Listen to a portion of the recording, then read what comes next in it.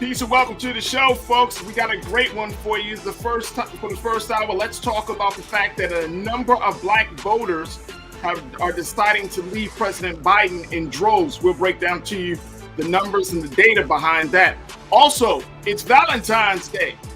So we're going to break it down with relationship expert and author LaDon Black to give us some insight about what you should expect today and moving forward. Also, Super Bowl Sunday has officially happened. The NFL season is over, but what about black coaches? What about women harassment? What about all of the other issues that are plaguing the NFL right now? We'll break that down. Along with, let's talk about that memorable halftime show. Is hip-hop back? Are you a hip-hop artist or hip-hop lover for life at this point? We'll talk about it. So stay with us. A lot to get to. It's The Culture right here on the Black Star Network. Let's go.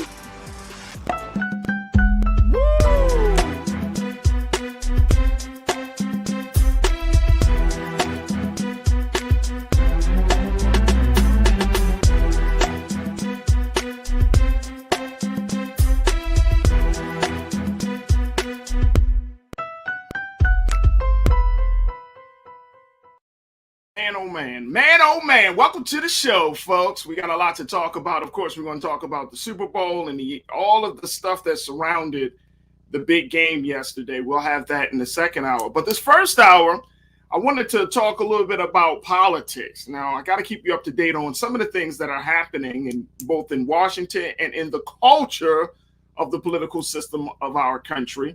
And today, I wanted to first kick off the discussion around where black folks stand in our relationship with President Biden. This is a very, very touchy, sensitive situation. If we actually looked at the fact that the president, that black people and the president, like would be our status on like a Facebook page, would probably be like complicated. But the president right now is actually losing support, folks. He's actually losing support. And guess what? From who? Us. Yep. And according to a recent poll from CNN, folks, I'm going to break down these numbers. Let me just show you where we are on this whole situation. According to this recent poll, it has the president have a 58% disapproval rate and 41% approval rate. Now, in December, President Biden was at 49% approval in the same poll. And among those who disapprove of his performance, 56% say that the president didn't accomplish anything in his first year of which they approved. Now, when we also look at this scenario, President Trump, based upon where he was, his poll numbers were similar. It was still at a dismal pace. However, but his poll numbers were similar because, one, he was dealing with the Russian investigation from the special counsel's office. So that's one part of it. And then Trump's base, who strongly supported him, found that they were, the folks that do this data said that they were infinitely stronger and more reliable than Biden's current base. So he has a solid base of folks. And President Biden and the Democrats are kind of like the base of people who support him is like a little shaky. Now, I want to share with you a little bit about this too. Let's put those poll numbers back up there real quick. I want folks to really see this. Less than 7 in 10 black voters don't support Biden. That means 69%, 69%, I'm sorry, support the president. This is significant because more than 9 in 10 voters, 92%, voted for him in 2020. So you have 69% that are supportive, but back in 2020, 92% were supportive of the president. That means that was a 25-point drop in a very, very short period of time. 25 points. I want us to take a look at this and have just a brief conversation around this. I want to bring in Culture Crew member B Fly, And B Fly is the co-founder of Black Water Production House, and she's also a Black woman film artist, a film producer. B, thank you so much for joining us. How are you this evening? I'm wonderful, Farajii. Thank you for having me. Absolutely, absolutely. B, let's talk about this. President Biden, he's slipping, he's falling, and he can't get up He at this can't get point. up. B, Black folks Out are of leaving the president and Kamala Harris. What's your take on this?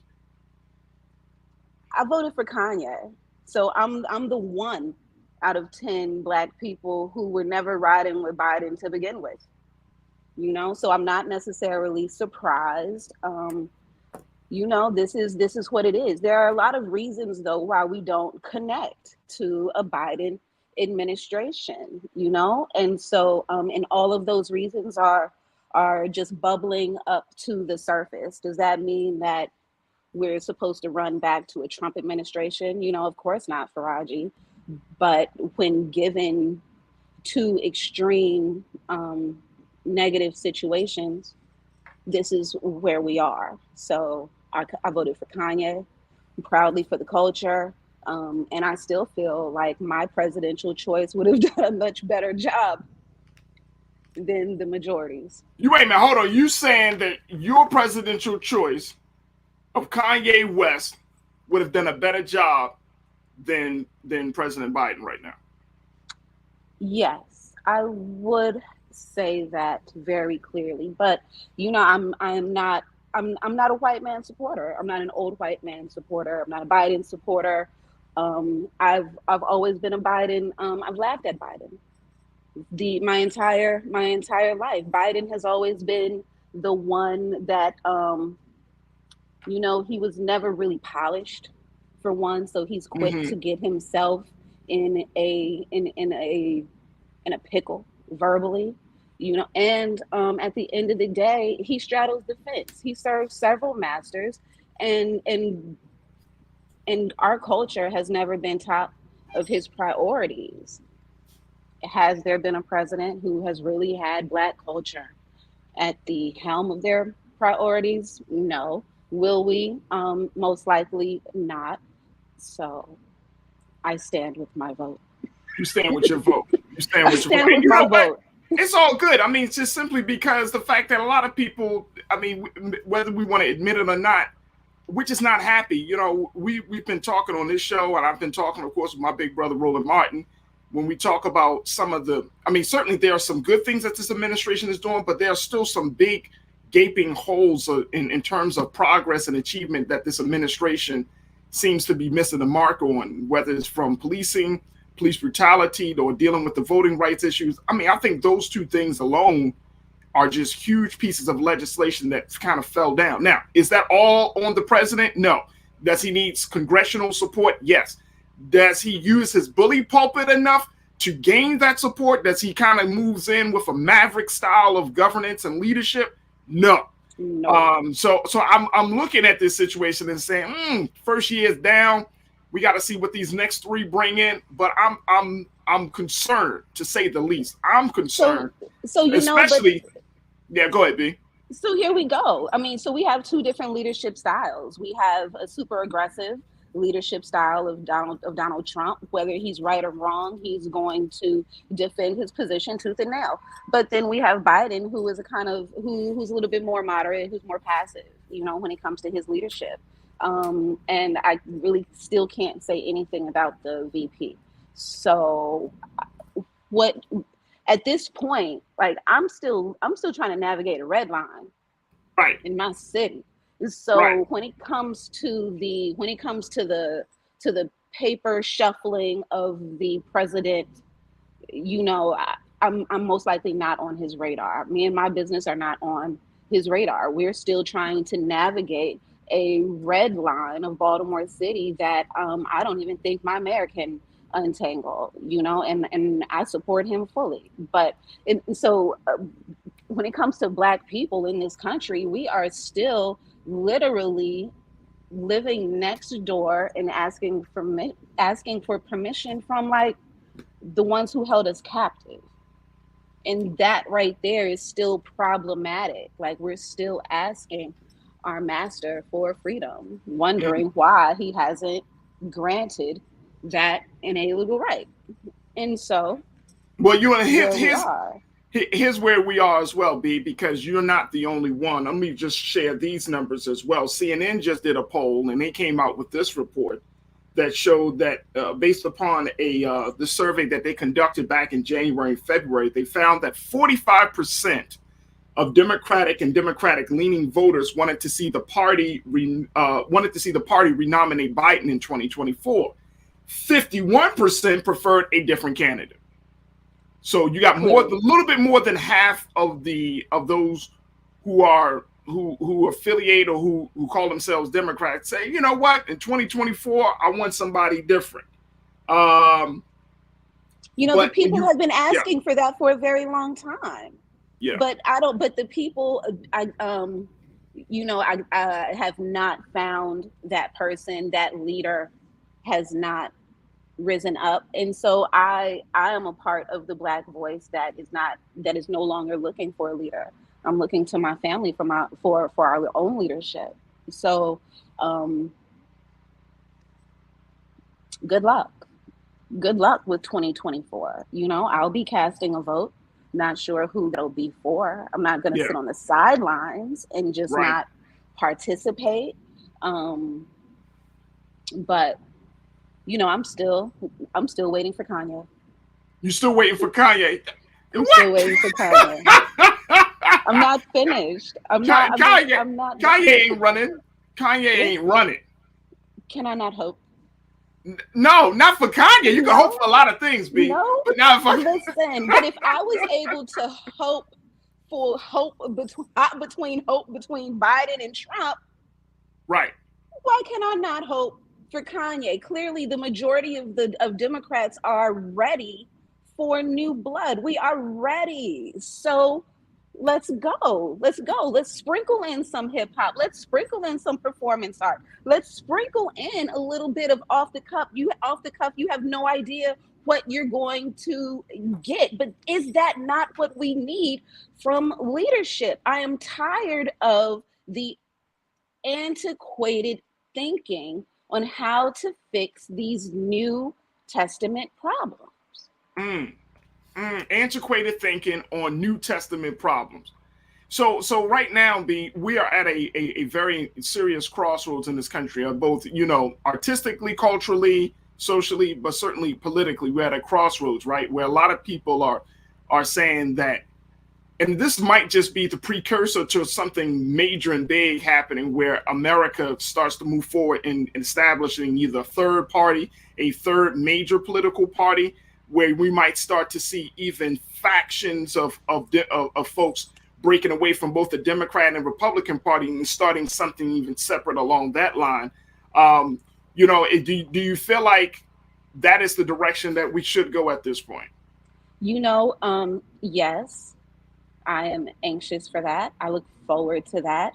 Out of anybody's struggle, we will birth a new option for a promise, and it would make sense for us to look to the hip hop generation, to hip hop leaders. It would make sense for our next political greats to come from the greatness of our generation, and that stems from hip hop. That is who we are. That's what we have offered up to the planet. That's how we are consumed.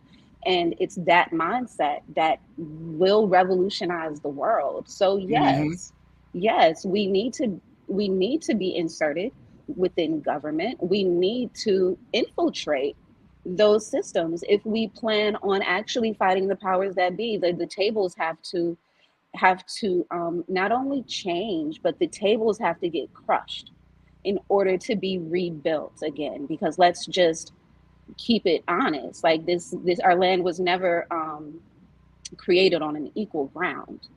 So there's certain fallacies that we need to really put to rest and really create a new system, an actual playing field, to where both I and my husband and my child can actually look forward to the future and project our thoughts. But at this point, it's difficult for the majority of Americans to look ahead 20 years confidently.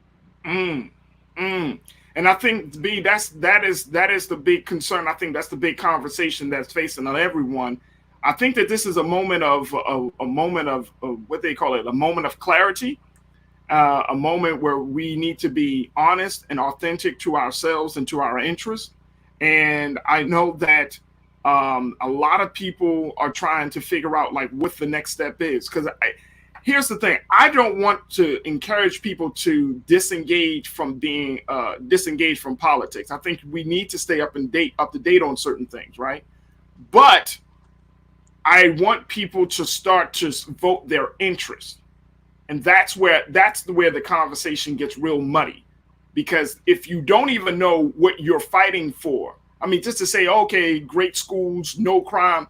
I mean, this is 2022. There's a lot more that has to happen, and still before you get to that magical place of no crime and great schools and all of these cities and all of this stuff. There has to be some stuff done locally. There has to be some engagement. There has to be some involvement from the citizens in order to create the government that we want to see. What's your take on that? It's true, but the citizens have to be able to be invited to these meetings. Most of the time when we're talking about when we're talking about local matters that actually affect the way we drive down the street, those meetings are not held after most adults get home from work. Those meetings are literally held in the mornings and in the early afternoons, when most working class people are literally at work. So your bike lanes are being decided in an hour that you are working to pay taxes, but they're being decided by people who are in a much more privileged lifestyle than us. And this is where it's difficult to connect to a president, when we have local stagnation. And so Mm, without being able to actually bring your true concerns to city council, without actually being able to cross that bureaucratic line to where your just opinion and your just solution can be heard, like yeah, without being able to get in, with so many gatekeepers blocking right knowledge from actually infiltrating the system, it's difficult. Like, so we have to address the fact that corruption and politics go hand in hand. This is not a clean electorate right. in No, any way, shape, form, like from the Rudy to the Tootie. So it's like, so expecting the average citizen to play the game properly when they have never been able to even get a clear rule sheet. yeah. We're talking to the wrong people. You know what I'm saying? Like, we're literally victim blaming. It is not our fault for our oppression. No, and that's a big point. I'm gonna just share with folks. So many people have been checking in B that as we've been having this conversation, checking in our YouTube page, Facebook page, just to join in us in the conversation. Word. John Tate Lee said Bernie was the best candidate, but we wanted more of the same. If it's not a progressive, then why vote? John Tate, that's a good point. Rebecca checked in and said, "Fact is, if we can't elect a less than evil, we are screwed. Not to say that it's better, but it prevents the country from literally going into the swamp with racists running and controlling this country."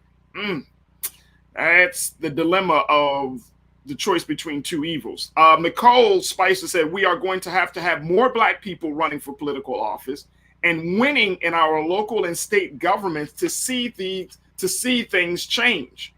And then Devin checking in, and I'm a huge McCall. I am a huge advocate that all politics are local. Change starts on the local level and the community level. So I'm with you on that one. Devin, I think it's Devin Cox said, "I don't think Biden is the problem. The GOP is treating him as a Black person to some degree. Look how they did Obama. They are not scared to persecute outsiders of their rim." Mm. That's I what the don't think. GOP has always done. Yeah. Is that, tell me, I am 44. I've never seen the GOP operate any different. Well, I mean, I haven't seen the GOP operate different either. I mean, but I have seen, let me just tell you, I mean, over these past 5 years, the GOP has put themselves in a very, very crazy ass space, right? I mean, under Trump, because it's like, bro, what does, it almost just feeds this conspiracy that Trump is like a mob boss because everybody just falls down and bows down to him versus, I mean, how do you break down a whole party? A whole party of people, and finally, and to acquiesce to your own will and demands, it's crazy. And then if you speak out on some, I mean, if you speak out on some crazy stuff that this dude is doing, I'm speaking of former President Trump, what he's doing and has done, you get blasted, you get ostracized. I mean, it's like a episode of Black Mirror and Twilight Zone all mixed together. It's like, what alternate reality are we living in right now, B? I mean, he started a riot. He's the riot starter. And so it's and the white people voted for him. And this lets you know, like it feels like Garvey, right, reversed. You right. feels so it's like, so when we really look at the principle here, I think both sides of the aisle are craving separation. I think both sides, and we can't say it. It's like no one wants to say it. No, you know what, B? A lot of people. That's what this is. Political scientists, social scientists are having this big conversation of, we're at a point that the political conversation is so contentious that we're literally at a point where folks are saying, can the United States succeed? Now, if succession is on the table, right, you know what I mean? Like, then that's a whole other conversation. And that's what we actually started off this show when we first kicked off the show on February 1st. That was the big question, that is America heading for a civil war? We are at a point that if something is not dramatically, radically done to this political system, we're going to start seeing some very, very interesting offshoots, especially as we get closer to 2024 in this next presidential election. Over these next 2 years, I truly believe are going to be game-changing years for the politics of this country. Yes, what's your final word on that, B? And out of which we're going to end up creating new political parties. At the end of the day, this is really this is the Tea Party, our insurrection last year. That was the final blow of the Tea Party, and so it's like, and that's and they want to be separate from me. And that is okay. Right. They are separate from me. I am separate from them. They are not my tribe. They are not my people.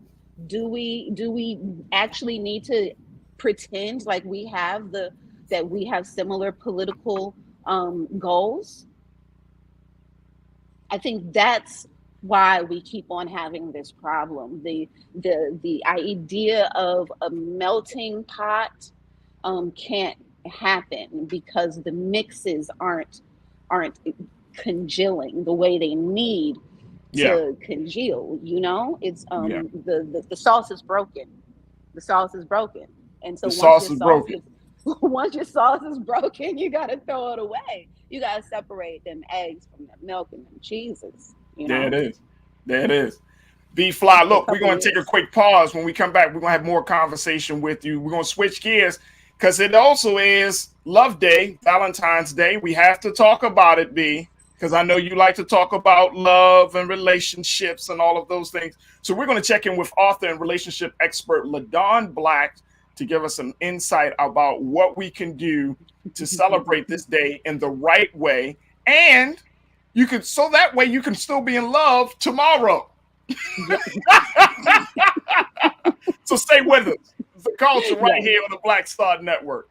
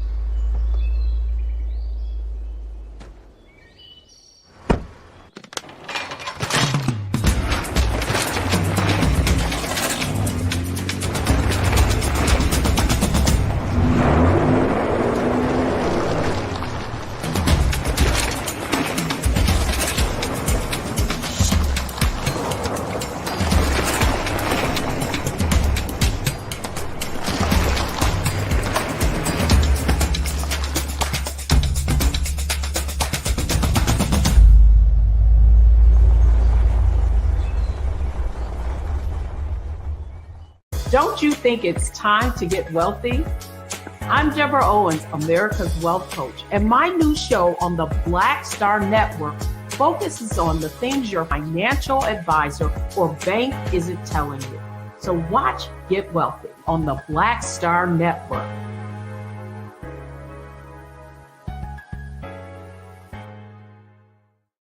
Pull up a chair, take your seat. The Black Tape with me, Dr. Greg Carr, here on the Black Star Network. Every week, we'll take a deeper dive into the world we're living in.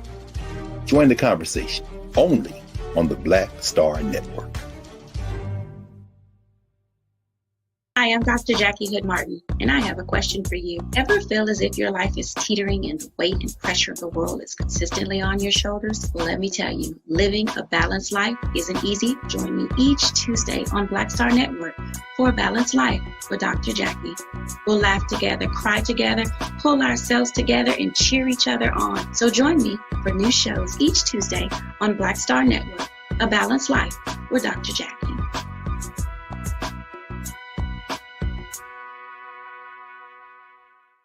Folks, Black Star Network is here.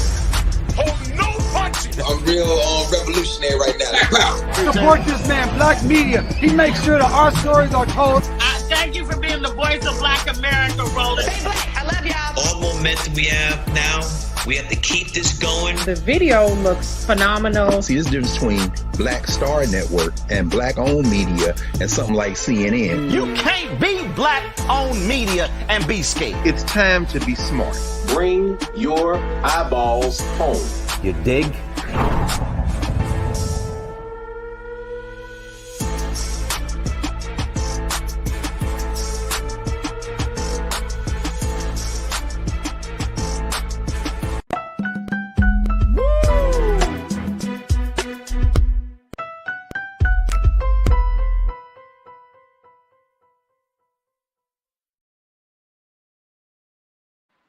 All right, folks, today it is Valentine's Day, and here on The Culture, we wanted to make sure we have a conversation around what it means to be in love and relationships. So I had to tap in one of our a sister that I have great love and admiration for. She is an author, she is a media personality, and she is a relationship expert. We want to welcome now LaDawn Black to the airwaves of the Black Star Network here on The Culture. LaDawn, thank you so much for joining us. How are you? We got LaDawn. Oh, wait a minute. We got to get LaDawn. Maybe we can't hear you. Let's make sure we get you. There we go. There we go. I'm sorry. I muted myself because I have children running in and out. LaDawn, how are you this afternoon? I'm glad to be here. I am wonderful. Thanks again for having me. Absolutely, absolutely. So LaDawn, you know, this is Valentine's Day. This is a very important day. I know this is a day that you are super busy, so we're certainly glad to have you for a few minutes. But when we look at this issue or this holiday of Valentine's Day, a lot of times people tend to kind of put it in this commercialized space, right? But I was reading a very interesting New York Times op-ed. One of them is saying that, you know, today you should not be focused on social media. Today is about making sure that you take time to do what the things you need to do to show love to yourself or to show love to another person. And that by displaying certain things on social media, you're actually making their experience can be very, very unhealthy and could be a sad experience because everybody is searching for love. What's your take on that, LaDawn? You know what? You should stay off social media because today you're going to see engagements. You're going to see people with fantastic gifts. You're going to see people in fantastic places, vacationing and eating dinner. And it's something that could depress you. I mean, even if you have a quality person who has really helped you out or is really supporting you today and celebrating with you today, it's easy to fall into that trap of, I didn't get that trip. I didn't get the ring. He didn't spend as much on me. Right. And I see that a lot. And there is, I don't know what this phenomenon or this dynamic is called, LaDawn, but when people see another group, another couple do, and they go through that depression, and then it's like, you must not love me like he loves her. Right. I mean, even to have someone post you, a lot of people get really upset that you don't even post that we're together. And you have to realize, okay, do you guys post each other ever? If you don't, then today's not anything abnormal. But those little things can trip you up. So when it comes to those type of, I would call them what, social media etiquettes, and especially when it comes around relationships, it seems like they would warrant a conversation. Like you would have to sit down with your partner and say, look, I generally express Valentine's or show my love by doing A, B, and C. How do you do it? Do we have to get that concise at this point? We do. We absolutely do. Because the truth is, some people really, it isn't a big deal for them. And, you almost embarrass them by making it a huge deal. And then other people are like, look, if you're not doing something, then clearly we could be together for 20 years. You're not in love with me because you didn't do anything this day. So you have to have that conversation about what we're going to do, what level we're going to do it at, and whether or not we're going to post any of these things, because that's big too. Because some couples, posting works well for them, and other couples are like, it's an invasion of privacy. I don't necessarily want everyone to know what I got you. Well, here's a phenomenon. You've probably seen this, LaDon, because I know you're pretty active on social media as well. Mm-hmm. But one of the things I think this is the funniest thing. I've seen women who post the picture of their man, but then put like a big smiley face over the man's face, right? And I mean, personally, I don't understand it, because I'm like, well, what the hell are you posting for? Like, you know what I mean? Like, it leads me to believe, like, are you not supposed to be with this person? Is this like, do you want to let people know? No, I got a man or I got a woman, but I just don't understand that person. That's just a little pet peeve. I just think that's one of the craziest things. I don't know how to really speak to that. It makes no sense, because there's someone that I know, someone in my circle. She's probably gonna get mad because she's gonna see this, but she literally puts the happy face over him, and I'm like, girl, we all know who he is, but she's a very public person. So I realized that she doesn't want other people to know who he is. So to me, it would be just don't post him. But I think on some level, you want people to know that you're not by yourself, that you are with someone, that you are connected. But I don't get the little happy faces either. I say just don't post the person. Just don't post the person. Public. Right. Especially if unfortunately, we do live in a time, LaDon, and I'm not laughing at this, but people aren't honest about their current relationship or their present or their previous relationship or the status of their previous relationship. So it gets to be this very, very messy thing. I wanted to get your take on something, and I want to bring B Fly back into the conversation, one of our culture crew members. But I wanted to know, like, on a day like today, how do you know for sure how to speak to a person's quote unquote love language and not do something that may totally just throw off the whole vibe for the day? How do you get to the saying, okay, if this person enjoys going out, that you don't stay at home tonight and have a quiet dinner, and then the expectation, right? How do you do that? You really have to know the person that you're with, and you have to understand their love language. And I know a lot of times people hear that and they go, oh, Lord, here we go again with those 5 things. But you really have to know what a person values. So buying someone a gift who really just wants to be touched on this day won't work. You have to know if someone really likes words of affirmation.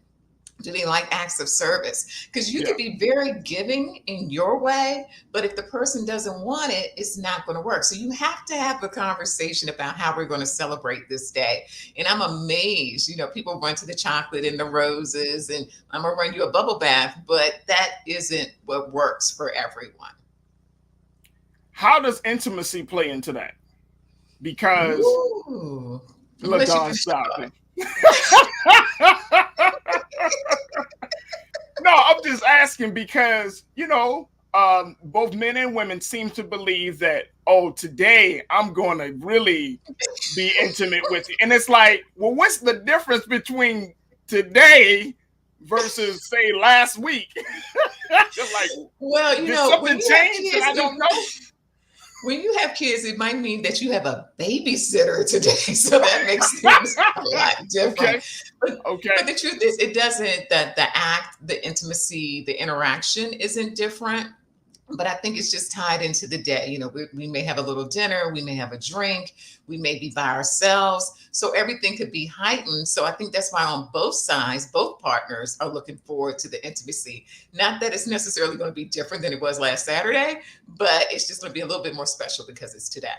It's a little bit more special. And for guys, you know, because I can only speak for guys because I'm a guy. That's important. That's important. Right. And the intimacy doesn't have to be sexual. It can certainly just be, you know, just being close or having, you know, very deep level conversations with one another in such a way that you probably haven't, you know, kind of checked in with your partner in a while because of life happening. Definitely. I mean, it could be a great conversation. It could be a massage. It could be a foot rub. Don't say massage, LaDon. LaDon, you know, you can't do no damn massage. No. You know, massages can be innocent. They can, but, you know, also it can just be, we have time to hold each other's hands. I can actually rub your back, and, you know, things that I can't do on a daily basis. Yeah. Yeah. I want to bring B Fly back into the conversation, cultural crew member B Fly. B, thank you again for joining us. We're joined, of course, by LaDon Black. What's your question and your thoughts, B? So, LaDon, what would your advice be for, let's say, married couples over 10, 15 years? You know, you know what I'm saying? Because we always talk about Valentine's Day from the perspective of, you know, the antsy single or the newly in love. But what do you do when you've been with your boo for a minute, and so, you know, you just happy to not be in a fight on a holiday? I love it. Generally speaking, I love it because when you're in a more mature relationship, you know, a relationship that's been around for a couple of years, you really have to sort of have this be like your supersized date night. So you planned for this night. What are we going to do? Not that it has to be something huge, because we've been together for a long time. You're going to be here tomorrow morning and I'm going to be here tomorrow morning. We're pretty confident in that. But we can still do something special for one another. And I think that's when you get into the cute things. You know, if he's an artist, he does a piece for you. She's a writer, she writes you something. You get to that level of intimacy where you're doing things that are not things that you can just run to the store real quick and buy, but things that actually matter. It may be cleaning the house. It may be giving her an hour or two without kids. You know, you're doing things that are truly deeply loving and deeply romantic. Yeah. And then let me just share with you, the sisters, that what Joe said. Joe said, 1 year, I'm a very private person and don't like posting my life, but my husband likes for me to express things online. I compromise to make him happy because he goes all out. So it sounds like one of our watchers is saying, like, yes, the husband always wants to be touted. He likes that. He likes that online celebration. But I'm wondering, LaDon, for those who may not, to just add to what B has said, for those who are not with somebody, you know, by this being Valentine's Day, what do you recommend? How does a single person, a person that's by themselves, show love? Can they do it with their family and friends? Do you recommend that they do it just for themselves? Do some self-care tonight? What would you recommend? You made some great suggestions. And those are the things that I tell single people all the time. You know, use this as a self-care day. That thing that you've been wanting to get done, that facial, getting your nails done, getting a massage, maybe working out. This is your day to do that. Also, roll your friends and family into your Valentine's Day. Your pets. You know, a lot of times we forget that there are other relationships in our lives, even your coworkers. If you really like them, there are other relationships in your life that you can show some appreciation for. And then the final suggestion that I'll give is that sometimes this is just a day for you to celebrate loving yourself. So you know, what was great that has happened to you so far? What are the things you're looking forward to in 2022? Celebrate yourself today. We can get self-love on too. And I'm just going to leave it there. You would just leave it there. B, self-love and self-care. Self-love. It could be a lot of things. I mean, you know, my definition of love totally starts from self Right. and then goes outward, and comes back like a boomerang. So yes, self-love, top of the priority, bottom of the Right. pyramid. You understand? Yes, that's really important. I try and suggest, to my healthy self, in those times when I might be looking at social media, and I might be coveting my neighbor's lifestyle, in those moments when I acknowledge, like, dang, I wish that was me, instead of scrolling, I will intentionally love it. I'll Mm. intentionally love that expression, because I do want it to be mine. So it's like, so I think Yes. sometimes we have to kind of exercise this muscle of releasing that jealousy when we see someone else, in a position that we would like to be in, and actually like liking it on social media as a way to trigger those law of attraction positive vibrations to come back to us, Yeah. Yeah. so I suggest Definitely. for everyone to practice those things today. Like the thing that hurts you the most because you feel like you don't have it today. Like somebody else's True. love. Right. Right. And And I also agree with that. realize you're not seeing the full picture. You're not always seeing the full picture. So you're seeing that beautiful picture, you're seeing that beautiful gift, but what's behind that? And realize that people have real Mm. lives. So what they're celebrating and what they're showing, it's just an aspect of their relationship. So sometimes if you're single, just be thankful that you don't have any stress today and you're not wondering about a thing. You're Yo, clear. that's funny. That's That's so funny. true. So true. Count your blessings. Count your blessings. So LaDon, and B, I know both of you sisters know that also on a day like this, Black folks, and currently in our culture, we have taken every holiday and redefined it. Some people would say that this is Black Love Day. And I'm wondering, LaDon, what does Black love look like in 2022, given all of the challenges, the triumphs, and the tragedies that we are all experiencing? What is a goal that we can work toward for Black love in 2022? You know what? I think Black love takes lots of different forms. I mean, it could be a man and a woman, it could be two men, it could be two women. I think it also can be, older couples, established couples, new couples. But I think what Black love means and what we're celebrating when we talk about it is the potential. A lot of times or in the past, we didn't necessarily see ourselves on TV and on film. We definitely didn't see ourselves in a romantic way. Maybe we saw ourselves in a Hmm. sexual way, but not in a romantic, giving, long-term love way. And so I think now we're just celebrating any story that seems like it has legs, that shows us that there's a potential for us to have satisfying love lives, have successful families, and have those things Mm. go on for many different generations or for many generations. That's what we're Yeah. celebrating. And I think that, and to be, I think also just the fact of, that we're able to kind of be in this place right now to celebrate the present moment. We've gone through, this is in March, it will mark the third year of being in a pandemic. We've gone through Hmm. everything from economic issues to social issues. And so just being there, like just to acknowledge the present moment, I love the idea of mindfulness and just acknowledging the moment that you're in. Might be and you tell me if I'm wrong on this, LaDon. It helps to remind those who are in a relationship why they got there or how they got there in the first place. It seems to me anyway. Yes, it is, because we've had some really difficult years the last couple of years. And I think we are really starting to figure out what matters. A lot of us have been in the house with our kids for a number of years. They're just getting back to a regular schedule. Then you've been working from home, oftentimes with the person that you're partnered with. And so Yeah. you really had to sort of pull the covers back and say, well, why am I here? And is this working? And if you find that it is working, even after all of these years, or the struggle years we've had in the last couple of years, then you go, well, wow, this is something that I value and something that I want to keep going. So there is some celebration in that too, in realizing that what you have is genuine. Mm, mm. All right. So if for folks that are looking to take this day, and B, don't you answer this because I know you probably got a whole bunch of answers.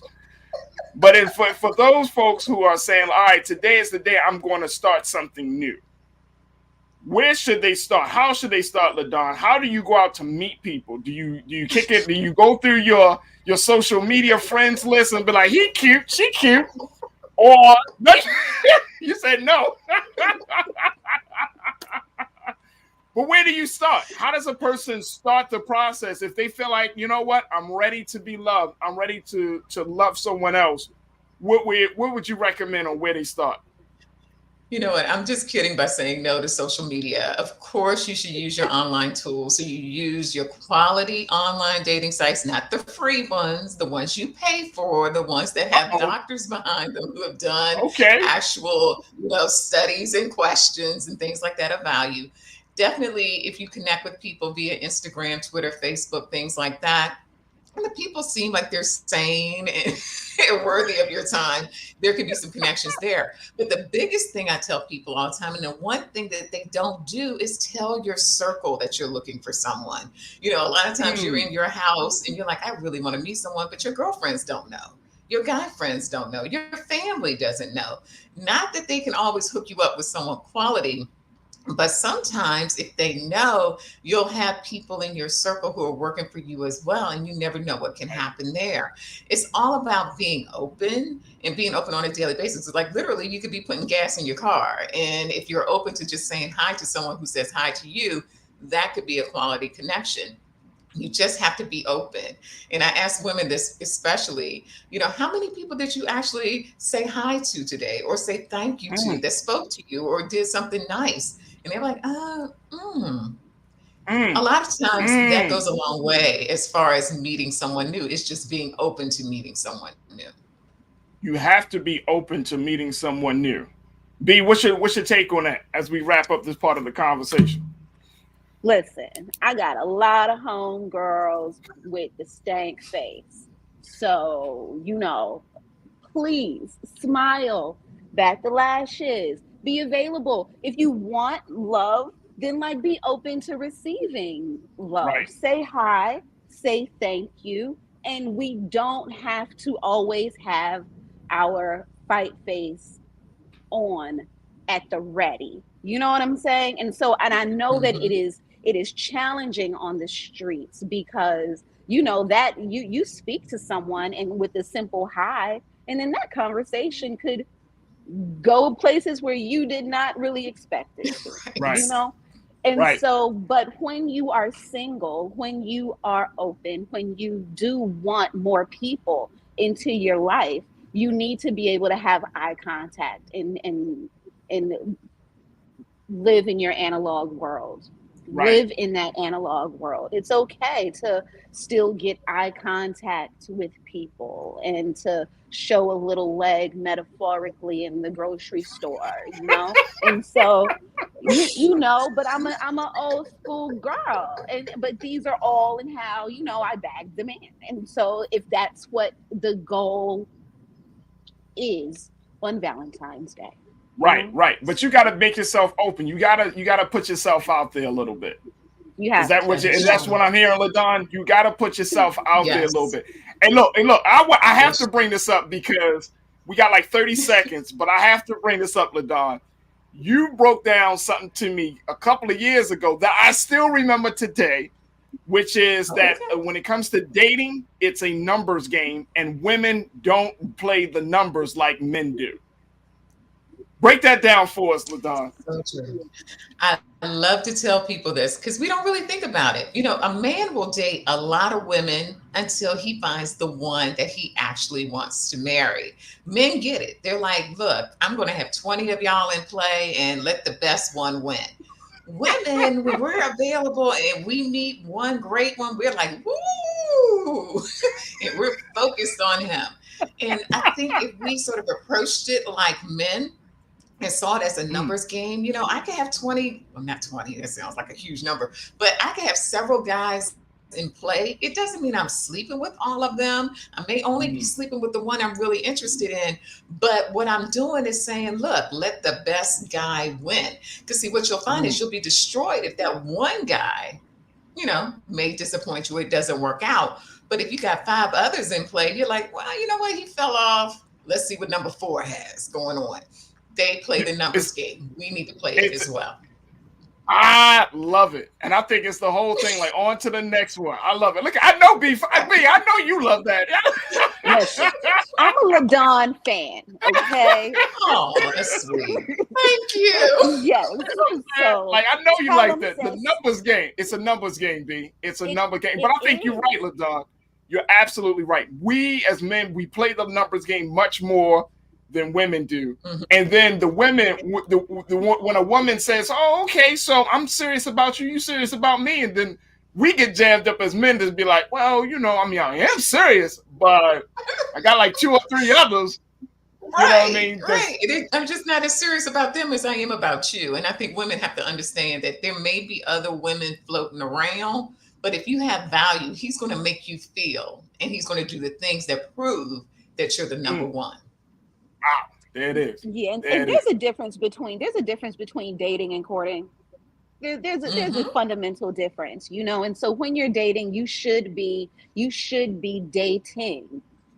You should be open. You should be getting drinks. You should be talking. You should be mixing. You should be mingling. You know, and so yeah, there is. I think women are still trying to understand their lines of morality and sexual freedom and all of these things, you know. And so so good luck. Love is revolutionary. Love is a risk. It's the thing that everything is worth. You know, you can have all of the houses and all of the money, and if you are and you can still be lacking in your heart if you want to share that with someone. And so that's the part, you know, that's important. I'm trying to untangle my own preconditions with my son. He thinks Valentine's Day is just about girls, and he doesn't understand that. And so it's like, and so I find myself trying to just unlearn some of the things that I've been taught along this period of time, you know. And so it's real. That is very how real. Do you want to be loved on, Farajii? How I want to be loved on? You just feed me. I'm a Taurus. We love sauces. We love food.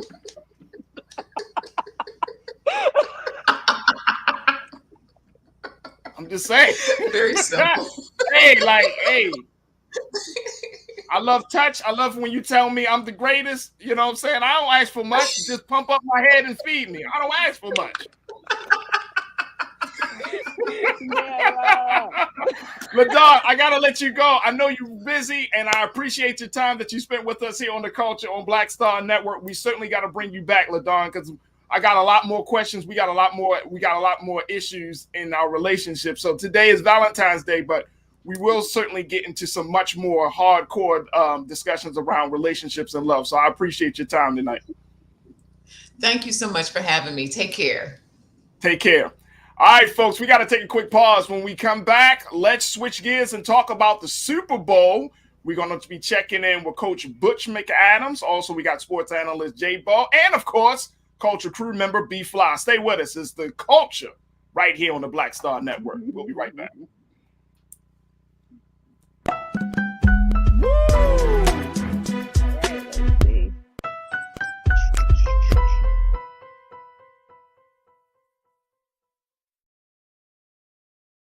Don't you think it's time to get wealthy? I'm Deborah Owens, America's Wealth Coach, and my new show on the Black Star Network focuses on the things your financial advisor or bank isn't telling you. So watch Get Wealthy on the Black Star Network.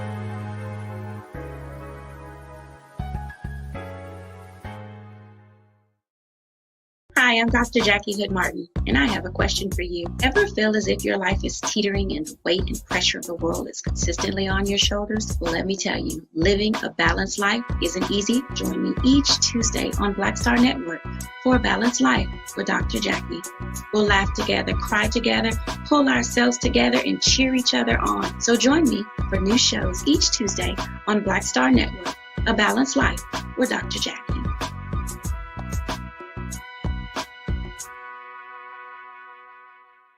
Pull up a chair, take your seat.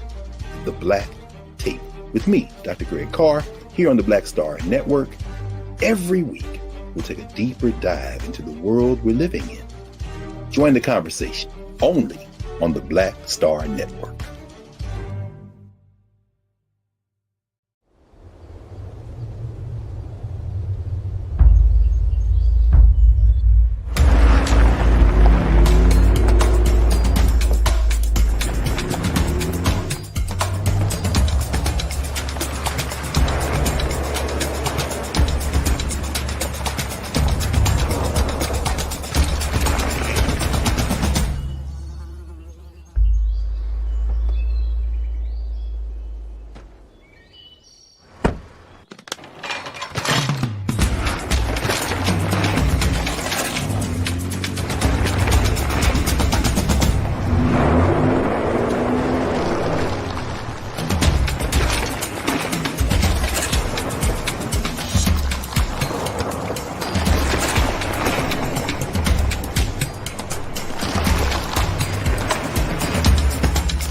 Hey, Farajii, can you hear me?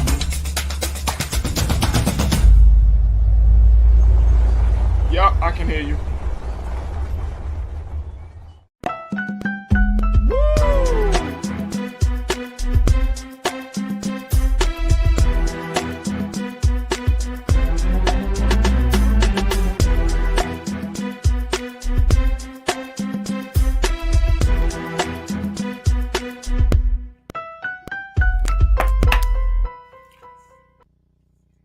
All right, folks, welcome back to the show.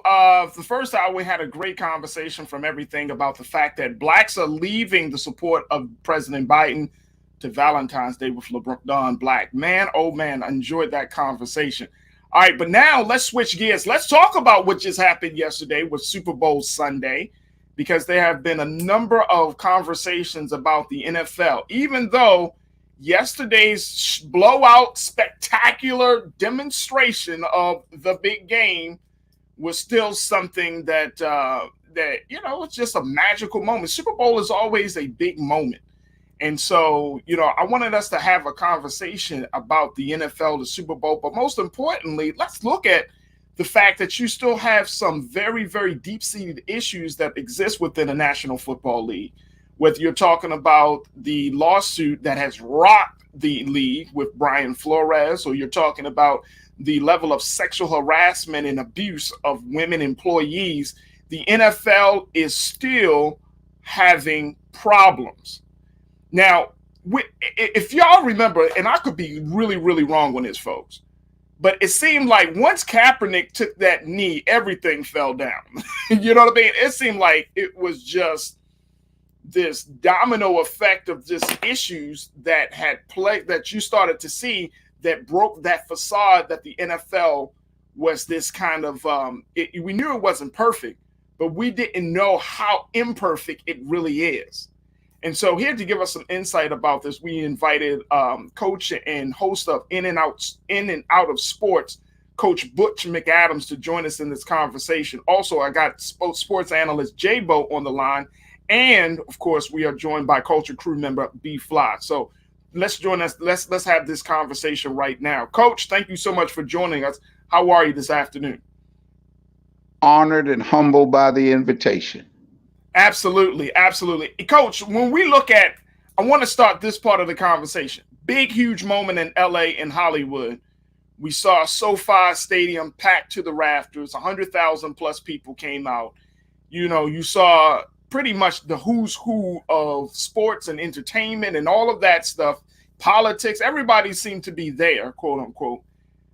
But even with the glitz and the glamour and the lights and the fireworks, do you feel like it outshined the fact that the NFL is still reeling from everything from this Brian Flores lawsuit to the recent discovery of how women have been harassed and abused by the league officials?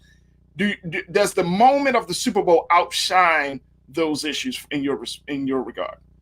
I think the moment of the Super Bowl outshined them for that moment. But now that the Super Bowl is over, then we go back to the reality and the issues that you stated. The NFL is a marketing genius, okay?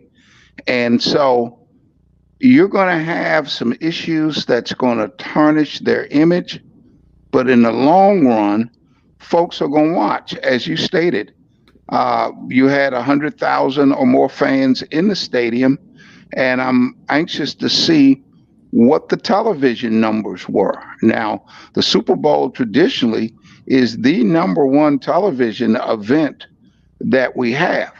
I don't know. On one hand, the playoffs this year has been the absolute best. Absolute best. Now, you didn't have a sexy team.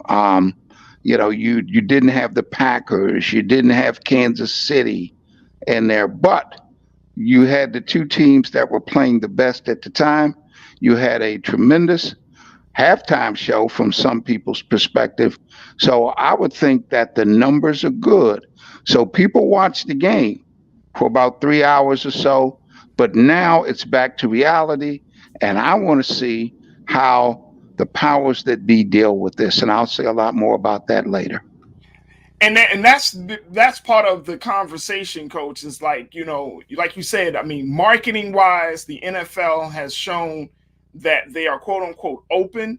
They're shown that they are ready to take on these challenges head first. That's what we get in the presser. That's what the press release says. But then when you go beyond those statements, they're fumbling and bumbling. Just a couple of days ago, Coach, right here on this show, we made mention that Roger Goodell, the commissioner for the league, said that he will review the policies when it comes down to black coaches. And he said that, he is partly responsible for not creating a culture to bring black coaches and black leadership up in the league. My pushback on that, Coach, is that how are you not responsible, or you're partly responsible, or you got to look at these policies when you've been in this role as commissioner for 16 years. You've been in this role, like you are the part of the. You're not the solution. You're the problem. When you've been in a role for 16 years, you have not created a space for black coaches, for black leadership. Year one, that should have happened year one. Well, but go ahead, Coach. I'm sorry. No. But see, my perspective is that it's not about creating a culture. The culture is there. It's not like 20, 30 years ago where most of your head coaches were coordinators. The culture is there. You have so many qualified African American coordinators on playoff caliber teams. So it's there. The bottom line is this, and you can't get away from it. The owners are going to hire who they want to hire. Right. And no one can really force them to hire someone. But what can happen is someone like a Coach Flores is bringing this to light. And now this will tarnish the NFL's image to a certain extent. And then Congress can look at it, and they can maybe make some improvements. But the bottom line is this: you can't force somebody to hire someone they don't want to. But what I think now is going to happen, I think that Congress is going to look at them, and if there's any monies that they're getting publicly, that could be challenged. I think also now that before a team hires a white candidate over a black candidate, they're going to make sure that that white candidate is super and doubly qualified than the black candidate. No doubt. Yeah. But other than that, I don't know what you can do. I don't know what you can do because you don't have any black owners. You have one minority owner. And so people will hire folks that look like them or they're comfortable with for the most part. But how do you explain Eric Bieniemy, offensive coordinator, Kansas City, can't get a head coaching job? You've got Brian Leftwich, offensive coordinator, Tampa Bay. He's on the outside looking in. You've got Todd Bowles. Yesterday you had Raheem Morris. So there are at least 5 or 6 very overly qualified black candidates that should be head coaches. Right. And you're saying that again, it comes down to something very simple: forcing these owners to hire these men, these black, capable, qualified coordinators. That could be like trying to steer the Titanic with a plastic fork. It just seems like come hell or high water, they're going to stay committed to whatever decision they think is the best decision and not thinking about the league. But the government to a certain extent, and I heard President Biden say something about it today or yesterday, that something is wrong when 70% of your workforce on the field are African American. And as I speak, you're going into the season next year with just 3 black head coaches. Just 3. Wow. I want to bring in the sports analyst J-Bo and of course culture crew member B-Fly. J-Bo, thank you so much for joining us here on the Culture on the Black Star Network. How are you, brother? Good, man. I'm glad to be here. J-Bo, when you look at this situation with Coach, what Coach is saying about, not forcing people, not forcing owners to make these decisions. I mean, it seems like you're still kind of in a waiting space. You're still waiting for somebody to give you an opportunity. That these owners have so much power that even the league itself has to acquiesce, has to submit to whatever demands that they have. What's your take on that? Well, what Coach says is pretty much right. You can't really control the owners to hire, a person of color. They're going to hire who they want to hire. Yeah. But you got to look at it like, when they put in place affirmative action. So you got 32 teams out there. You know what I'm saying? At least 5 of them or something like that should be have a black coach. Right. Especially when there's so many qualified coaches out there. And so when you look at it, when they put in place the rule that you have to interview candidates of color, they haven't placed the rule that you have to have these folks on these teams with different roles. Mm-hmm. So until we solve that issue, we're not going to be able to solve the problem. It looks real bad when you hire somebody that has really little to no qualifications over somebody that has years of experience. And then that person is, a white person, and the other person is a person of color. Right. And right now, I mean, the league is suffering as a result of this. I'm wondering, J-Bo, with Brian Flores and all of these other things coming out, do you really feel like that it's going to compel the league to make some changes? As I mentioned, Roger Goodell said, look, he's going to review the policies, but he did not get into the specifics of what will change, how things will move forward. He didn't say that. He just said we'll review the policy and see what options are on the table. So I'm wondering, what's the likelihood we're going to start seeing some real drastic change coming from these situations? I don't know if we're going to see real drastic change, but it is a step in the right direction. Now everybody has to take a look at this and seriously review it because it is a major issue. Absolutely. B-Fly, I want to bring you into this discussion as well, because what we saw yesterday was something very different. I mean, we saw a league that is still bringing in money that is crazy money, and then at the same time using every tool in the toolbox to try to create a facade that this was a league that is changing, that this is a league that hears people, that this is a league that is progressive. But yet we're still seeing one of the big issues that women employees, for example, women employees are leaving these leagues, leaving these teams because of levels of sexual harassment, abuse, and just all out disrespect. I mean, how did we reconcile that? I know I tuned into the Super Bowl, but there was a part of me, B, that was like, damn, should I be watching? Or should we take it beyond the boycott? I mean, what do we do?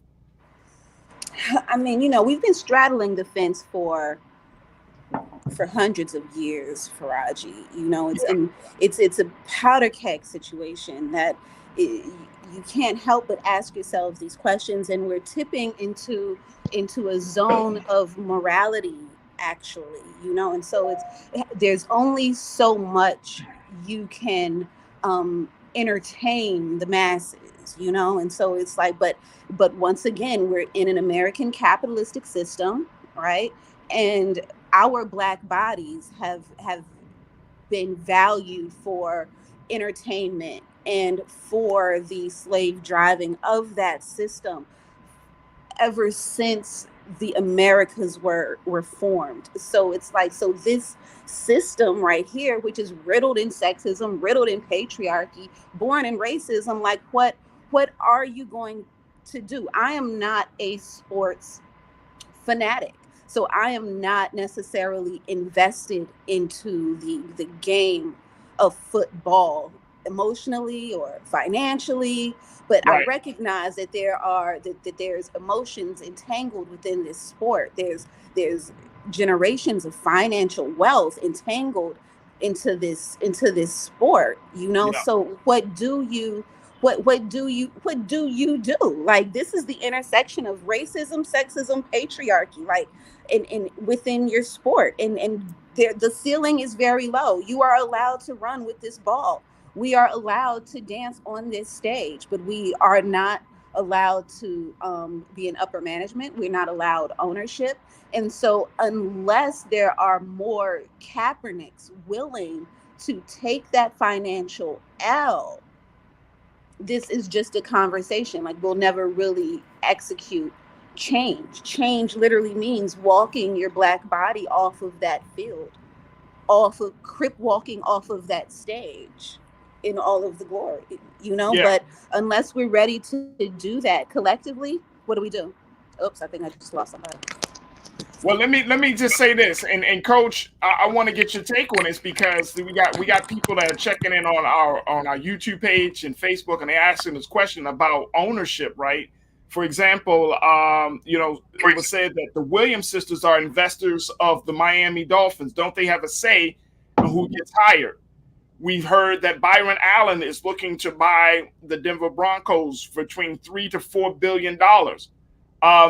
With that, does that give us some relief, saying that the cavalry is coming, that change is on the horizon, because you have black people that are involved in some level of ownership for these teams? Is that the answer that we need and looking for right now?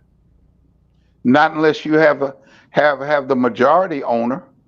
You know, you can have a piece in the team and you can be a partner, but make no mistake about it, the majority owner has the final say.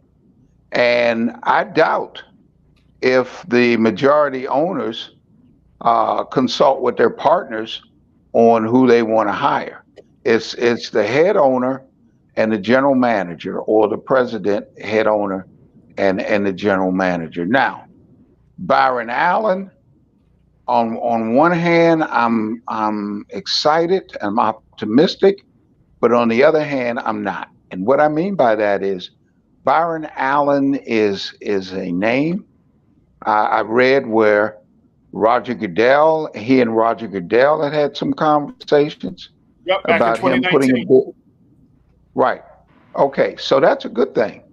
Right. But according to reports, Byron Allen is going to need a lot of help, because according to his reported wealth, he ain't got enough money, nowhere near. So his reported wealth is $500 million, a half a billion. So that means he's going to have to line up some big money investors as partners. And then if he could put together a good team, then yeah, he's got a chance to do it. The person who I wanted to put a bid in, and ironically he's not, is Robert Smith. Robert Smith is from the Denver area, and Robert Smith reportedly is worth about $6.7 billion. So he doesn't need any partners. He can write the check himself. But I think that's where it starts in terms of having black ownership. Now, in terms of boycotting, I think that's an individual team and an individual person's choice. I'm not paying, because you have some franchises that get it right. The Pittsburgh Steelers, the Steelers get it right. They've gotten it right. The Ravens, your favorite team, they get it right. All right. Now, the Ravens have not had a black head coach, but in their short history, they've only had 3 head coaches, and 2 of them, as I recall, have gone to Super Bowls. But Right. the Ravens have had a general manager, Yeah. a defensive coordinator, and they just hired a president. So why, if I'm a fan, why do I have a beef with the Ravens? They're getting it right. Now, my team, or formerly my team, the Washington football team, now the Commanders, I have my personal protest. Now, I have to watch the games because of what I do. Right. However, I don't have to go and give them money. And guess what? I haven't given them a dime in decades. And as long as Daniel Snyder is the owner, and hopefully that won't be too much longer, but as long as he's the owner, he won't get a dime out of Coach Butch McAdams. That's my protest on him and how poorly he's ran this organization. And now there are rumors of a toxic environment. And I'm hearing that Congress has an oversight committee. They're looking into it. And also it's being reported, I don't know how true it is, but it's being reported that some of the owners are now getting fed up with Daniel Snyder, and they may force him to sell a team. If that happens, then think of this, y'all. You got a franchise available in the nation's capital. This would be the NFL's big chance to bring in a black owner and say, hey, we got a black owner in the nation's capital. Yep. And you know what, Coach? It's going to be interesting to see how the offseason will play out in terms of how things will move forward. You know what I mean? Like everything of how this whole conversation, because come September of this year, you know, we're going to be back in it. Folks are going to be back in it. You know, there was an estimated, and I know we got to take a quick pause, but there were an estimated 31.5 million people who betted on yesterday's game. That's the highest number on record of people who betted for the Super Bowl. 31.5 million people. And I know people are just saying, well, all these things are happening. It's going to make a dent. Part of me is like, even with Kaepernick, yes, we know Kaepernick made a dent culturally, but I'm talking about and the NFL did take a little hit culturally, take a hit financially as well, but they are revving themselves. I mean, they're getting back into the swing of things, Coach, to the point where they're like saying, hey, we're still here. We're still bringing people out. We're still making the games exciting. We're still highlighting your favorite players. We're still signing big money contracts. We're integrating hip hop, into everything that we're doing. We got Jay-Z in the conversation, even though they were reluctant at first to work with the NFL. The NFL is still the number one marketing machine for professional sports. By far. And the NFL is a seasonal entity. No, you talk about September. No, long before them, you're going to have free agents. Oh, that's right. True. Signing. That's going to be a big deal. You're going to have the draft. That's going to be a big deal. So the NFL is a year-round endeavor. You're going to have these special training camps. Okay. And so they will not stop marketing, but I'm curious to find out where this lawsuit is going. And let's not forget, and I know we have to take a pause, but we're focusing on the racial disparity in terms of Flory's suit.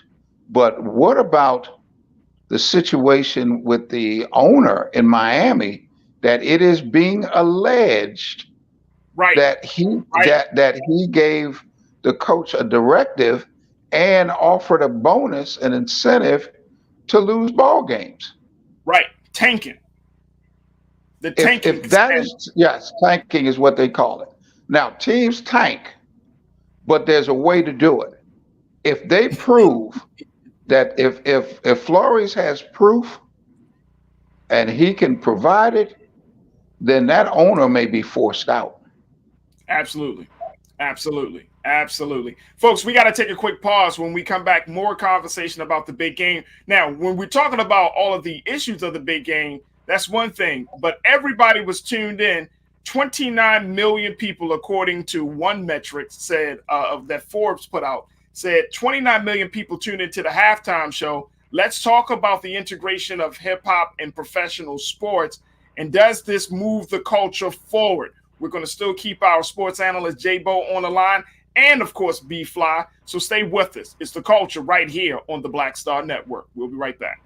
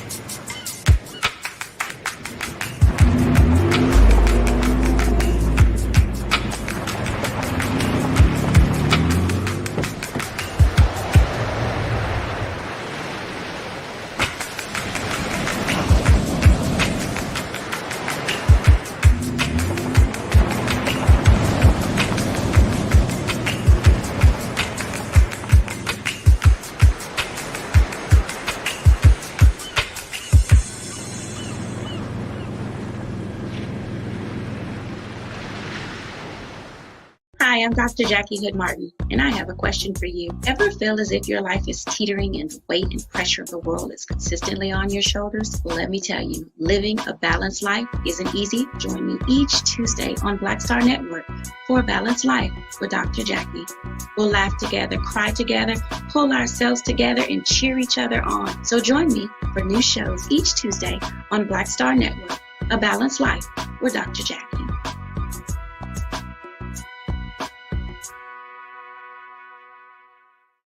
Pull up a chair, take your seat. The Black Tape with me, Dr. Greg Carr, here on the Black Star Network. Every week, we'll take a deeper dive into the world we're living in. Join the conversation only on the Black Star Network.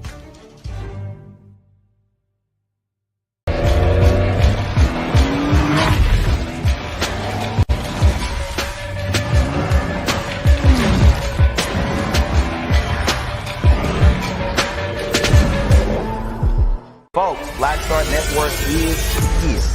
Oh, no punches! I'm real revolutionary right now. Support this man, Black Media. He makes sure that our stories are told. Thank you for being the voice of Black America, Roland. Hey, Black, I love y'all. All momentum we have now, we have to keep this going. The video looks phenomenal. See, this difference between Black Star Network and Black-owned media and something like CNN. You can't be Black-owned media and be scared. It's time to be smart. Bring your eyeballs home. You dig?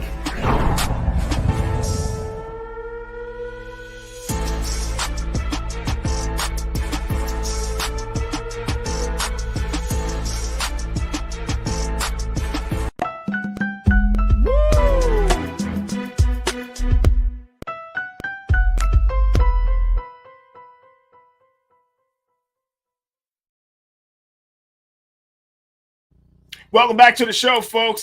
We've been talking about the Super Bowl, talking about the NFL, and we've been having this conversation with Coach Butch McAdams, who is a coach, formerly a coach, and now he's the host of In and Out of Sports on the radio. Also, we've been joined by sports analyst J-Bo and B-Fly, who is the co-owner of Blackwater Production House, and she is a Black woman producer, filmmaker.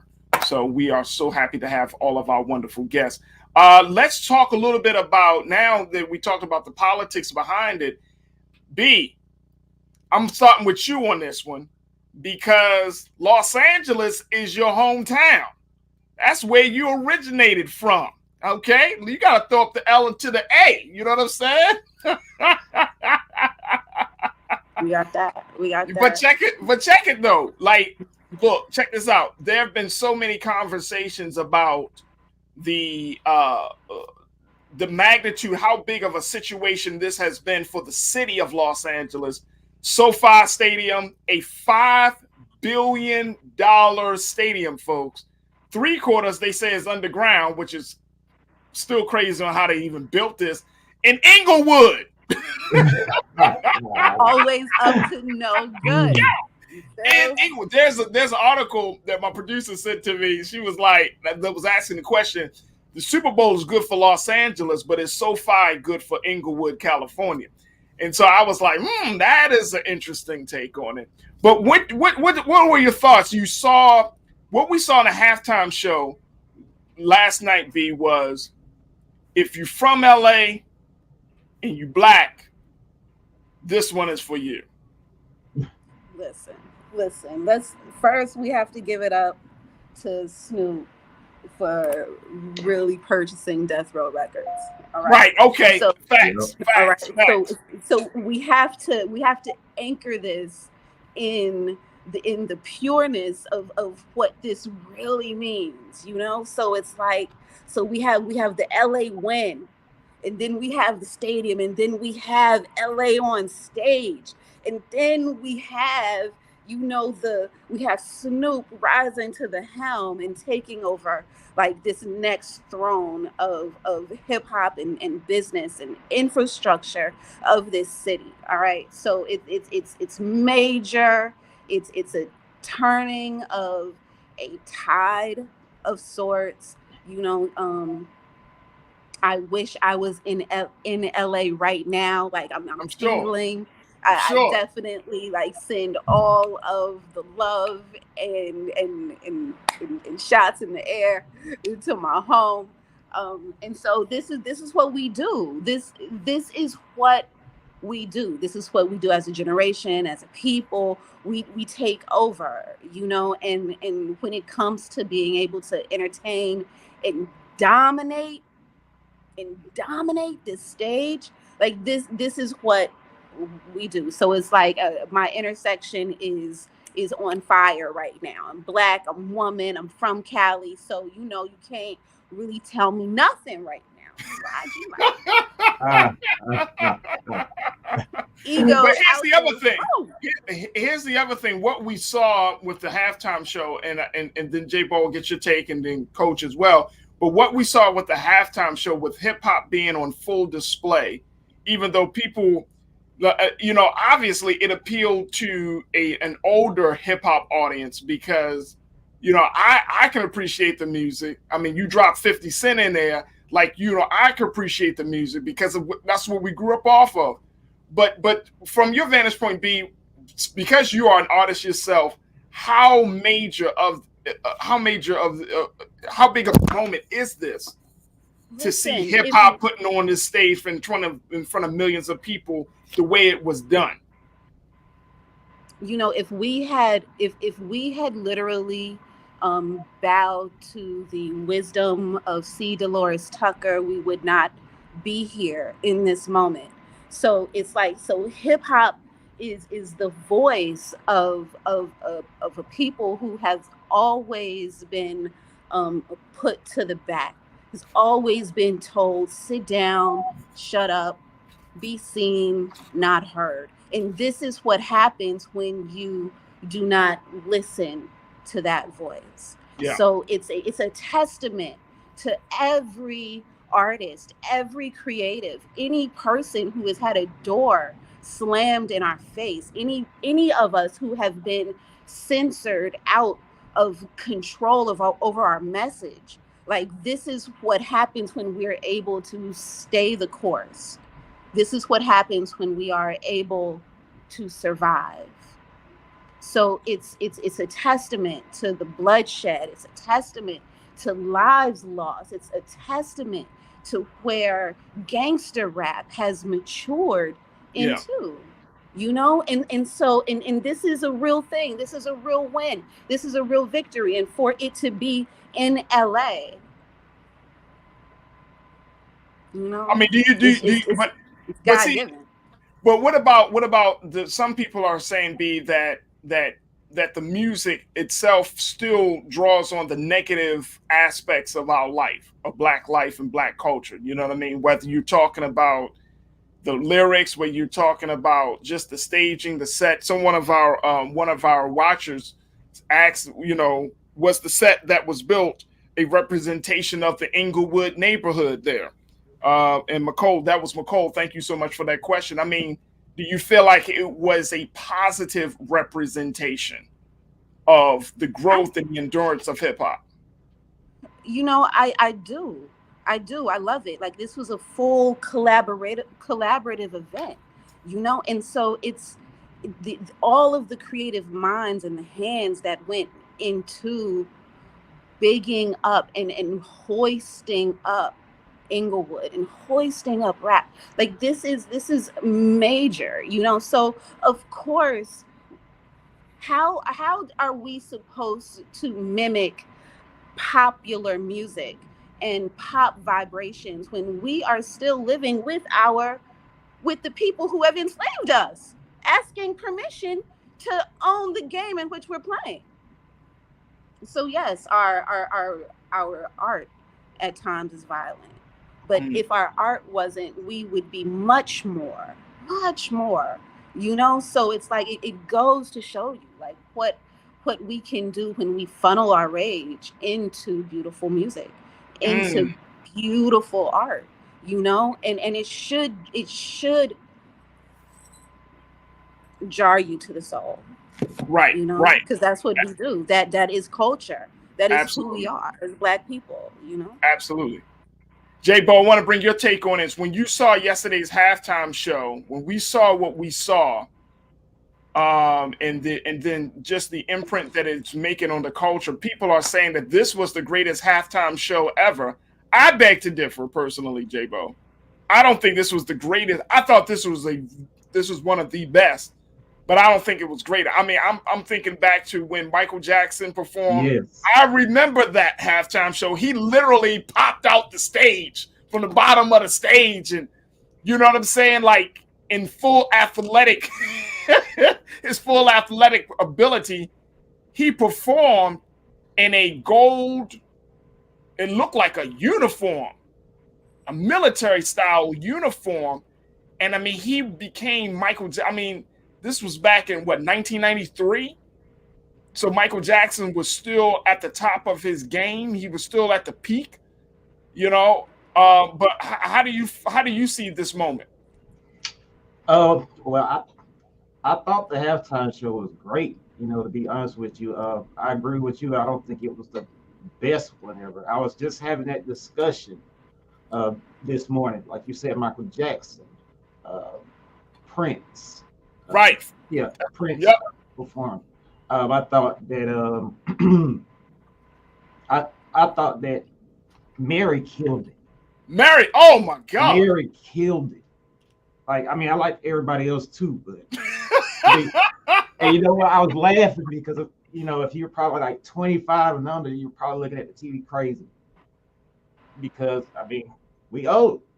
So but you ain't gotta put it out there like that, J-Bo. You ain't gotta say that, man. But I mean, I thought the set was nice, the special effects. Eminem did good. They brought 50 in. He wasn't, part of the LA thing, but those are a lot of people I put ahead of this halftime show. So, but I think they did a good job. Right. And I mean, to speak about Eminem, I thought it was a powerful moment that he took the knee. Like, you have other Black artists. I mean, we know Marion, them high, those boots where she was killing them high. I don't even know what to call them. Be like them boots. She couldn't take. She fell out. She I know what I said. She fell out. Like, she literally just fell out to the floor because she was moving and working so hard. I get it. I totally get it. But to see Eminem take the knee, and the NFL put out a statement saying, yes, they were aware that he was going to take a knee, but to see a white artist taking a knee during this hip hop set, again, it goes to the testament of how powerful the culture really is, and most importantly, how close the culture is to professional sports, especially when on this platform. Mm-hmm. B, what's your take on that? On Eminem taking a knee? You know, I was trying to look for this article, like right before it happened, Farajii. I feel like I saw this article that said NFL told Eminem not to take the knee. And then he took the knee. And then NFL puts out, oh, we were aware that he's taking the knee. You know, all of this is just defile under white mansplaining. You know what I'm saying? Like we still have Kaepernick who is unemployed. You know what I'm, and so so I understand and I appreciate his performance art, but you know, there are certain revolutionary acts that when it comes to white men, it is literally just performance art. And so, you know, so thank you for the performance art on top of performance art, Eminem, but I personally was not here for him. You were not here for him. Who were you here for, B? Who was I here for? Oh, yeah, who are you? I mean, in that moment, in that show, I was here for Kendrick. You would say, "Oh, okay." You was there for Kendrick. Okay. I was here for Kendrick. I was here for Snoop. I was here for Dre. I was here for Mary. I was here for 50. Should we go on? Like, I was here for Kendrick's background, man. Like, Jesus. Like, you know what I'm saying? Like, I'm here for our expression. Like, I understand where Eminem fits into the conversation. I understand his creative influence in his place. I get it, you know, but I wasn't necessarily here for him or the performance art. No, I get it. I totally get it. You know, I'm just not here for that. Well, we can't deny Kendrick. Some folks online, and I saw one article that said, and I don't know if we have Coach still on, but I saw one article that said that Kendrick was kind of doing an ode to like Janet Jackson's Rhythm Nation because of the level of, you know, from the outfits to the choreography. And I love the black. I'm gonna tell you, black men in blonde hair doing dance moves with Kendrick. Busting out boxes. Like, can you imagine your Amazon man just coming through and he just bust out the box, like start dancing and all this stuff? I'm here for that. I'm here. My heart was beating so fast. I'm like, yes. Black men need this. Understand. This is how you do that. Yeah, I mean, Kendrick takes the art, and I think he takes the culture to a whole nother level. I've seen him. You know, when you look at his performances, everything from the Grammys to whatever space that he's in, his demonstration and representation of the art form is always on point. It's very, very telling. It's very, very intentional, and I definitely was here for that. And I feel like the songs that was chosen, J-Bo, from No More Pain to Kendrick's All Right, to Lose Yourself. These were not, I mean, yes, they were hits, but this set was curated to speak to where we are now. That's why I felt, now I could be way off in my assessment of this, but I felt like they needed songs to uplift, to get people excited, to help people to see, like, you know what, we've gone through some things in this country, but we're still moving forward. Did you get that same feeling, J-Bo? Yeah, pretty much, man. I think they were really just trying to send a message, about, where we're coming from, where we're going, what's been the whole journey of everything.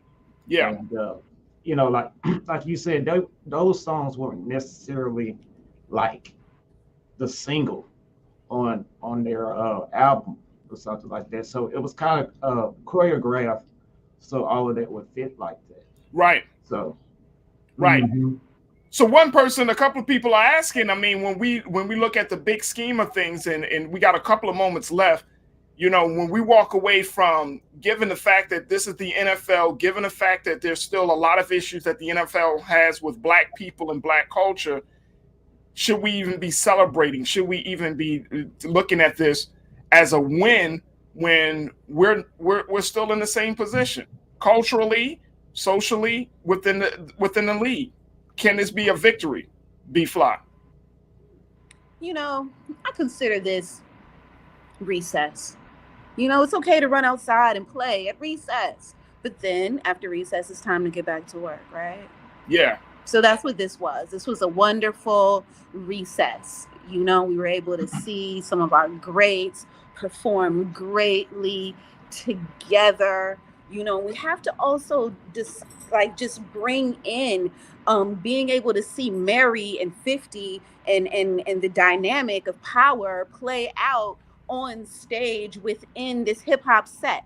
Like the life imitating art and the lines being so blurry and the executive producers that were on this stage as well. When hip hop can become the executive producer, when the rapper now pays for the content, it's amazing. And so my heart is exploding for multiple reasons, off of that recess moment. You know what I'm saying?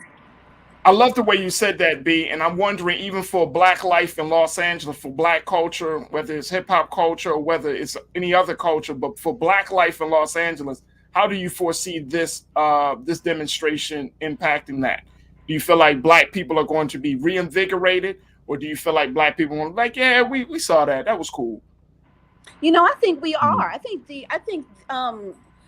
the pandemic has motivated a next batch of entrepreneurs, a next batch of innovative thinking. And so moments like this really just spark a flame for the next innovators to step up and go into that zone of uncomfortability in their communities and into their home. And so I am looking forward to seeing how we occupy Inglewood in the face of gentrification, and make sure that we are also present with our businesses on those streets, because that's really important. And I feel really confident in the economic structure of my hometown. Absolutely. Absolutely. I want to thank both of you, B-Fly. I want to thank you so much for joining us today here on The Culture. Truly appreciate you. B-Fly, co-owner of Blackwater Production House. She's also a Black woman producer of films. Thank you so much, B-Fly. And folks can follow you at Black Jesus. J-Bo, thank you so much for checking in for the conversation and being one of our sports analysts as well. We appreciate you, man. Thank you. Can I ask you something real quick? Yeah, brother, go ahead. Is it true they don't get paid to do the Super Bowl? No. That's what I've read. That's what I read, brother. That NFL. No, here's the thing. I read that Mary says she does. She said it herself. No, she does not get paid because that 15 minutes or 20-minute set is going to, over the long term, in terms of dividends. What they have found, and this is absolutely true. Every artist that have performed for the Super Bowl, literally the next day, they see a huge increase in their sales of past music and present music. So, for example, Mary J. Blige just dropped her new album, Good Morning Gorgeous, out. I think it was Friday, and so people are going. She's trending right now, actually. Yep. So you don't get paid. Matter of fact, The Weeknd, when he performed last year for the Super Bowl, he put up like $7 million of his own money to create the set and all of that to do it. But guess what? His album sales at that time went up over 100%. So these artists, just to perform in front of millions of people on the world's biggest stage, you're going to eat. Trust and believe, you're going to eat. Mary is going to eat, bro. Yeah. Mary is going to eat. And I think that, we don't have time to get into it today, but it speaks of that whole arrangement goes against the very thing when somebody say pay your worth. So when you should be paid your worth, but when it comes to some opportunities, when there is long-term returns, then guess what? You should still take advantage of those opportunities, even though you may not be paid up front. On the back end, you're going to get money all day. So, I think that's a great question, J-Bo. Thank you for bringing that up, brother. And again, thank you for being on the program. Thanks for having me. Absolutely. Folks, you know, I got a minute left. I want to just throw out this whole idea of the last word. And I think that my last word today would be intention. If there's nothing else, intention. Our intention has to be crystal clear about when we do anything, right? So, you know, just as much as we're having this conversation about Black folks leaving the support of President Biden, or just as much as we having this conversation about the NFL and what we would like to see in this institution, we have to be very clear about our intention. In Islam, intention, you state your intention when you go to prayer. Why? Because it tunes your mind up to getting ready to do what you say you're going to do. If your intention is not clear, if you don't have some sense of what it is that you want to get out of a situation, then guess what? It's not going to happen the way you want it to happen, right? Your intention has to be clear. So I think that as we're having these conversations about all of these big things that are happening, we have to be clear. Well, what is it that we want from this scenario? What is our intention? And if our intention is not clear, then guess what? We're not going to see the changes that we want to see, nor will we see the changes that we deserve. So we have to be clear. I am very clear that as a community organizer, as an activist, and all of those things that you do, that I do, that I'm going to be intentional about how I do it. Intentional. If we're not intentional, then guess what's going to happen, folks? Guess what's going to happen? You're going to lose sight. Somebody can throw you off your game, or other things can distract you. But if you are intentional, that helps to keep the goal in mind. And guess what? That's where we need to be at this point, to have a goal in mind. What is our goal with the NFL? And I think one of the big questions that came up with Colin Kaepernick is like, what is the ultimate goal? What do we want to see? And it is just because of now that conversation is about black coaches, or just because of now the conversation is about Black folks and our relationship to the president and the administration. But we needed to be clear about our intentions, and our intentions will dictate everything.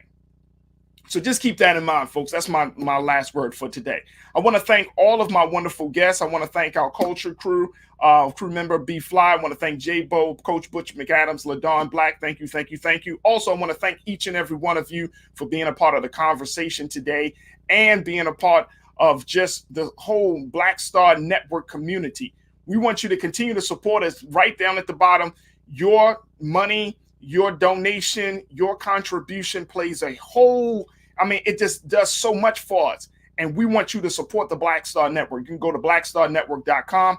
There are so many ways on how you can give via Cash App, PayPal, Venmo, Zelle, whatever you want to do. Also, make sure you download the app on your phone, on your television, and of course, you follow us on all social media platforms. Follow yours truly on social media as well. And let's keep our intentions clear as we move forward in 2022. Folks, that's going to do it for me. As always, never be afraid to challenge what's wrong. Stand for what's right while being yourself in the process. God willing, we'll talk tomorrow for another exciting edition of The Culture right here on the Black Star Network. Peace.